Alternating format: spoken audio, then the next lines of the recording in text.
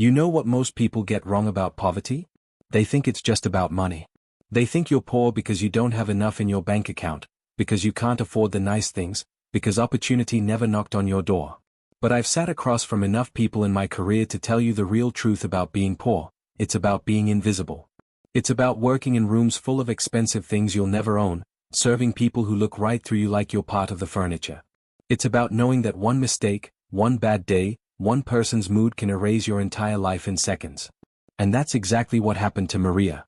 I met her years after the moment I'm about to tell you about, but when she spoke, I could still see that young woman in her eyes, 23 years old, standing on a sidewalk in Manhattan with a black trash bag full of everything she owned, watching the building doors close behind her for the last time.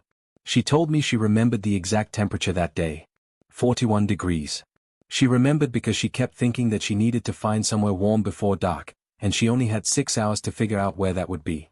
Maria had been a housekeeper for the Whitmore family for 3 years. Not the kind of wealthy you see on television, the kind of wealthy that doesn't make the news because it's too old, too quiet, too established to need attention.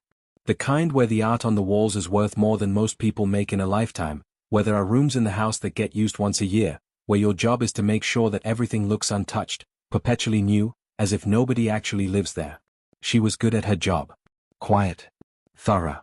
She understood the unspoken rules: don't make eye contact unless spoken to, don't ask questions, don't exist in their space any longer than necessary. She learned which family members wanted their coffee at exactly 6:47 a.m. and which ones got angry if you remembered their name too familiarly. She knew how to fold towels in thirds, how to arrange flowers so they looked effortless, how to move through a room and leave no trace of herself behind. But here's what I need you to understand about that kind of work, and this is something that still haunts me about her story: when you make yourself invisible for long enough, you start to forget that you're real. Maria told me that sometimes she'd go entire days without speaking more than 10 words.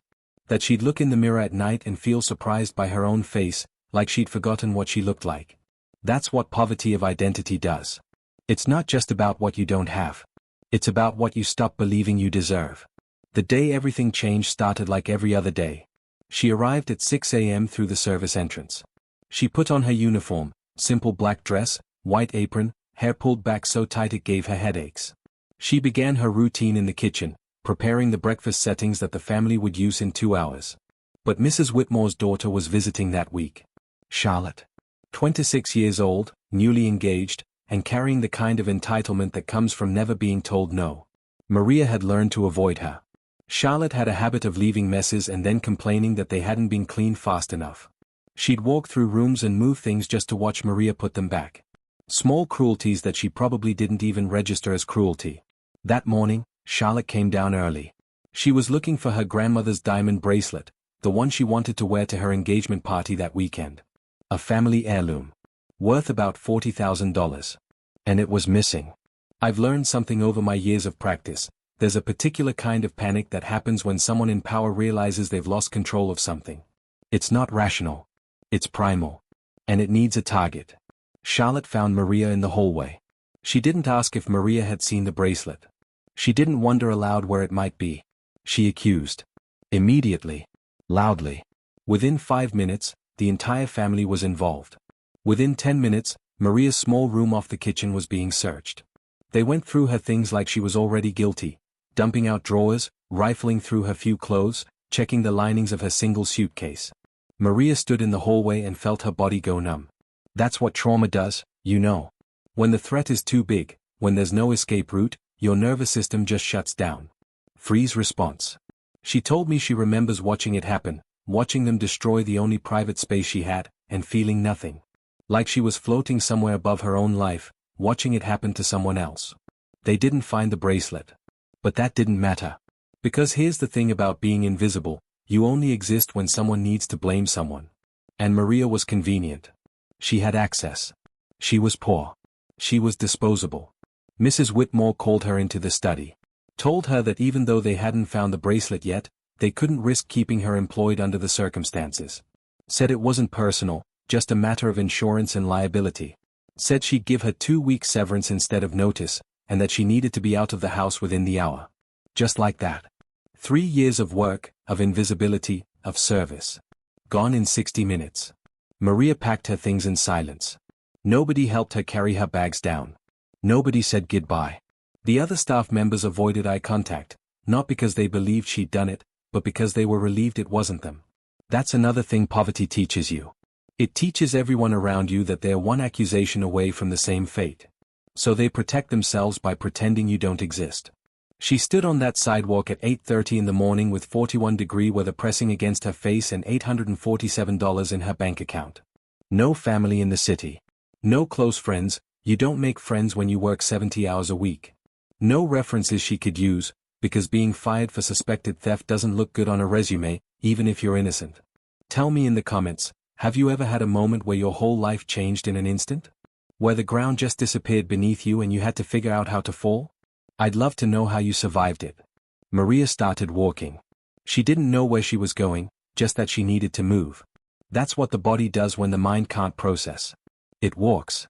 It keeps moving because stopping means feeling everything, and feeling everything might break you completely. She ended up at a diner 6 blocks away. The kind of place with cracked vinyl booths and coffee that tastes like it's been sitting on the burner since yesterday. She ordered the cheapest thing on the menu, eggs and toast, and made it last 2 hours. She needed to think. Needed to figure out her next move. But here's what happens when you're in survival mode. Your brain can't think long term. It can only think about the next hour. The next problem. Where do I sleep tonight? What do I eat tomorrow? How do I make this money last long enough to find another job? She pulled out her phone and started searching. Job listings. Apartments. Anything. But everything required references, deposits, proof of employment. Everything required you to already be stable in order to become stable. That's the trap, isn't it? You need money to make money. You need an address to get a job. You need a job to get an address. She was about to give up, about to spend money she didn't have on a motel room for a night, when a man sat down across from her. She looked up, startled. He was older. Maybe early 60s. Well-dressed but not showy. The kind of man who could afford anything but chose simplicity. He had a newspaper under his arm and a slight smile on his face. "I'm sorry to bother you," he said. "But I've been watching you for the past hour, and I had to ask, are you okay?" Most people would lie. Most people would say I'm fine, and hope he'd leave. But Maria was too exhausted to lie. Too raw.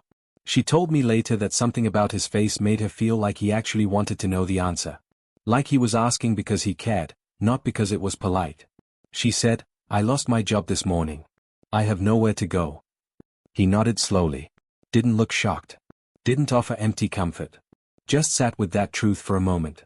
"May I ask what you do?" he said. "I was a housekeeper. For a private family." "And why did they let you go?" She hesitated. Thought about lying. But something in her broke right then, sitting in that diner booth with a stranger who seemed to actually see her. She told him everything. The accusation. The search. The dismissal. The whole humiliating story. When she finished, he was quiet for a long moment. Then he said something that changed her life. "I believe you." 3 words. That's all it took. Maria started crying right there in the booth, and she told me she couldn't even explain why. Maybe because it was the first time all day someone had treated her like a human being. Maybe because those 3 words gave her back something she'd lost, the sense that her truth mattered. That she wasn't invisible. The man introduced himself as Richard Chen. He told her he'd made his money in technology years ago, had retired early, and now spent most of his time on personal projects and investments. He said he was looking for someone to help manage one of his properties upstate, a large house he was converting into a retreat center for people transitioning out of homelessness and incarceration. "I need someone who understands what it's like to be underestimated," he said. "Someone who knows how to work hard without needing recognition. Someone who can see people the way you'd want to be seen." Maria didn't understand at first. She thought he was offering her another housekeeping job. But he clarified, he wanted her to help run the entire operation. Coordinate with social workers. Manage the staff. Help design programs. It would be a real position with a real salary and housing included. She asked the obvious question. "Why me? You don't know me." He smiled. "I've been poor," he said. "I know what it looks like when someone's been knocked down but isn't broken. You're sitting here making a plan instead of falling apart. That's rare. Here's where I need to pause and tell you what's happening psychologically in a moment like this, because it's important. When you've been traumatized, and yes, what Maria experienced that morning was trauma, your brain goes into threat detection mode. Everything becomes a potential danger. Trust becomes almost impossible. So when Richard offered her this opportunity, part of Maria's brain was screaming that it was too good to be true, that there had to be a catch, that she should run. But there's another part of the brain, the part that understands intuition and connection, that was telling her something different.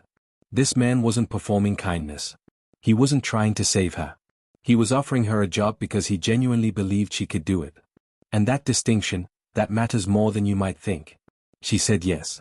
Not because she trusted him completely, but because she had no other options, and sometimes that's how opportunity works. It doesn't come when you're ready. It comes when you're desperate enough to take the risk. Where are you watching from right now? Drop your location in the comments. I always wonder how far these stories travel. The property was 3 hours north of the city. A sprawling house on 15 acres, old but well-maintained, surrounded by woods and silence. Richard drove her there that afternoon. They didn't talk much. Maria spent the drive staring out the window, her mind cycling between disbelief and terror. What if this was a mistake? What if she failed? What if he realized she wasn't qualified for this? But when they arrived, something shifted. Richard showed her around, the main house, the cottages that would house residents, the common areas, the gardens. He talked about his vision. A place where people could rebuild their lives with dignity. Where they'd have structure but also autonomy. Where someone's past wouldn't define their future. And then he said something that broke through all of Maria's defenses. I'm not doing this to be charitable, he told her. I'm doing this because I was in jail when I was 22. Drug charges. I was poor and brown and in the wrong place. I spent 18 months in a cell, and when I got out, nobody would hire me. Nobody would give me a chance. I got lucky, met someone who didn't care about my record. Started working in his computer repair shop. Learned everything I could. Built from there. But I've never forgotten what it felt like to be invisible. To be guilty until proven innocent. Maria told me that moment rewired something in her brain. Because suddenly this wasn't about charity. It wasn't about him rescuing her. It was about two people who understood the same language of survival, choosing to build something that mattered. Her job started immediately. At first, it was overwhelming. She had to learn how to manage budgets, coordinate with non-profit organizations, interview potential staff members. She had to make decisions she'd never made before. But Richard didn't micromanage. He gave her room to figure things out, to make mistakes, to grow. And here's where the psychological transformation really began. When you've spent years being told, implicitly or explicitly, that you're not important, that your thoughts don't matter, that your only value is in your labor, your brain literally reshapes itself around that belief. Neural pathways strengthen around thoughts like I'm not good enough, and I don't deserve better. That's not weakness. That's neuroscience. The brain adapts to its environment, even when that environment is toxic. But the opposite is also true. When someone consistently treats you like you're capable, when they give you responsibility and trust you to handle it, your brain starts building new pathways. Different thoughts become possible. Different futures become imaginable. 3 months in, something happened that tested everything Maria was building. A woman named Sandra came to the retreat. Mid-40s. Recently released from a 5-year sentence for fraud. She was angry, defensive, convinced that everyone was judging her. She reminded Maria of herself in those early days after being fired, raw and guarded and ready to fight. Sandra struggled. She broke curfew. She argued with other residents. She accused Maria of playing favorites. And one afternoon, money went missing from the common fund. Everyone suspected Sandra. The evidence was circumstantial but compelling. And the staff came to Maria, expecting her to ask Sandra to leave. Maria sat in her office and felt her chest tighten. This was the test. She could play it safe. Remove Sandra. Protect the program. But she kept thinking about that morning at the Whitmore house. How it felt to be accused. How it felt to have no one believe you. She called Sandra into her office. And instead of accusing her, Maria told her own story. The whole thing. The bracelet. The search. The sidewalk. The terror. Sandra listened, her face carefully blank. When Maria finished, she said, "Why are you telling me this?" "Because I don't know if you took that money," Maria said. "But I do know that if I accuse you without proof, I become the person who hurt me. And I won't do that." There was a long silence. Then Sandra started crying. She admitted she'd taken the money.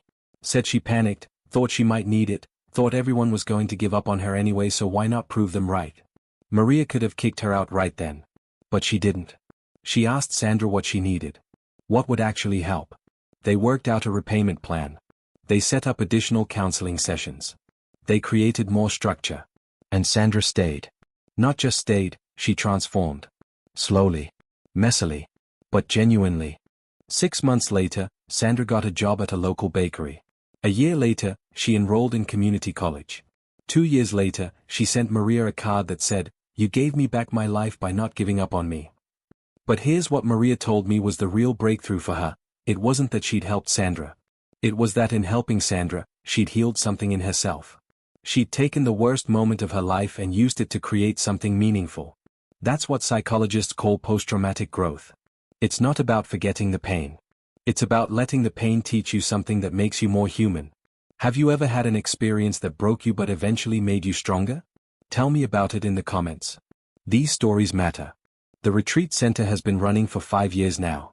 It's helped over 200 people transition back into society. Maria is the director. She makes a real salary. She has her own apartment. She has a life that belongs to her. But about a year ago, something happened that brought everything full circle. She got a call from an unknown number. When she answered, she heard a voice she hadn't heard in 5 years. It was Charlotte. Mrs. Whitmore's daughter. Maria's first instinct was to hang up. But curiosity won. She stayed on the line. Charlotte said she'd found Maria through the retreat center's website. Said she needed to talk to her. They agreed to meet at a coffee shop in the city. When Maria walked in, Charlotte looked different. Older. Tired. Less certain. She sat down and immediately said, "I need to apologize." She told Maria that 6 months after firing her, they'd found the bracelet. It had fallen behind a dresser in Charlotte's room. She'd moved it while trying it on and forgot. By the time they found it, Maria was long gone. They tried to find her to apologize, to offer her job back, but Maria had disappeared. No forwarding address. No phone number. "I've thought about you every day since then," Charlotte said. "What we did to you. How we treated you. I was so entitled, so careless with people's lives. I didn't even see you as a person. Just as staff." Maria sat across from her and felt something unexpected. Not anger. Not even satisfaction at getting an apology. Just sadness. Sadness for who Charlotte had been. Sadness for who Maria had been, so small, so convinced of her own invisibility that she'd accepted it as truth. "Why are you telling me this now?" Maria asked. Charlotte explained that she'd been through her own reckoning. A divorce. Some financial troubles. Losing her sense of identity. "I'm in therapy now," she said. "Working through a lot. And my therapist asked me who I'd harmed in my life. Who I needed to make amends with. You were the first person I thought of." Maria could have made her feel worse. Could have told her about those first weeks, sleeping in a motel, rationing food, wondering if she'd ever work again. But she didn't. Because she'd learned something crucial in those 5 years. Forgiveness isn't about the other person. It's about releasing your own poison. She told Charlotte, "I accept your apology. But I need you to know, what happened to me was terrible. But it also led me here. To work that matters. To a life I would never have found if I'd stayed invisible in your mother's house. I don't think everything happens for a reason. But I do think we can find reason in everything that happens." They talked for another hour. Charlotte asked about the retreat center. About how she could help. Maria told her that if she really wanted to make amends, she should donate to organizations that help people like Maria had been. Use her privilege to open doors instead of closing them. When they parted, Maria felt something she hadn't expected. Closure. Not because Charlotte apologized. But because Maria realized she didn't need the apology anymore. She'd already rebuilt herself. Here's what I want you to understand from Maria's story, because this is the lesson I've carried with me ever since she told it to me. Being poor isn't about money. Being poor is about being powerless. About being told, in 1,000 small ways, that you don't matter. That your life is less valuable.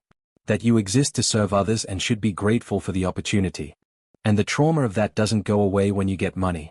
It lives in your body. In your nervous system. In the way you apologize for existing, the way you make yourself small, the way you expect rejection before it comes. Healing from that isn't about getting rich. It's about reclaiming your humanity. It's about finding people who see you. Work that values you. Moments where you remember that your life has meaning beyond what you produce for others. Maria told me something near the end of our last conversation that I've never forgotten. She said, I used to think I was lucky that Richard found me in that diner. That it was random chance. But now I think luck is just what happens when preparation meets opportunity. I was prepared. I'd been learning resilience my whole life. I just needed someone to give me a chance to use it. That's the real story here. Not that a billionaire saved a maid. But that a woman who'd been made invisible found a way to become visible again. That she took her pain and turned it into purpose. That she chose, every day, to see people the way she'd wanted to be seen. And here's the question I want to leave you with, the one I ask myself whenever I remember her story. Who in your life is invisible to you? Who have you looked past without really seeing? The person who cleans your office. The one who delivers your food. The one whose name you've never learned because you never thought to ask. Because the truth is, we all have power. Maybe not billionaire power. But the power to see people.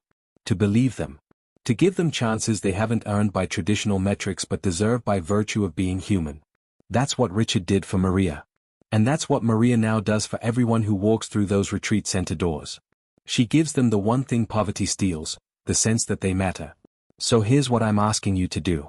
Not just today, but tomorrow and the day after. Look for the invisible people in your life. Learn their names. Ask them how they're doing and actually listen to the answer. Give someone a chance who doesn't have a perfect resume or a clean record or the right connections. Because you never know.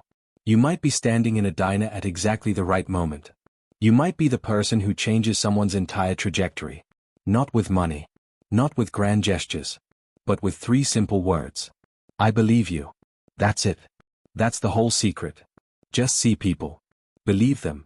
Give them room to become who they're capable of being. And if you're the one who's invisible right now, if you're the one standing on the sidewalk with everything you own in a trash bag, wondering how you'll survive this, I want you to hear this clearly. You matter. Your story matters. This moment doesn't define you. You're not broken. You're not less than. You're just waiting for your moment when someone finally sees you. And when that moment comes, and it will come, you'll be ready.